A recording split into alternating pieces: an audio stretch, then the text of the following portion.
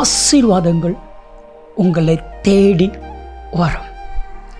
யோசித்து பாருங்க, நம்ம வாழ்க்கையை தேடி வரணும்.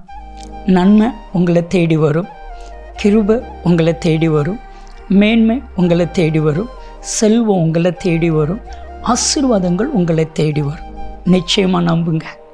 வேதாகமத்தில் ஒரு வசனம் இருக்குது, நீதிமொழிகள் 13:12. வெகு நாள் காத்திருப்பது இருதயத்தை இளைத்து போக பண்ணும். விரும்பினது வரும் பொழுது இது ஜீவ விருட்சத்தை போல் இருக்கும்.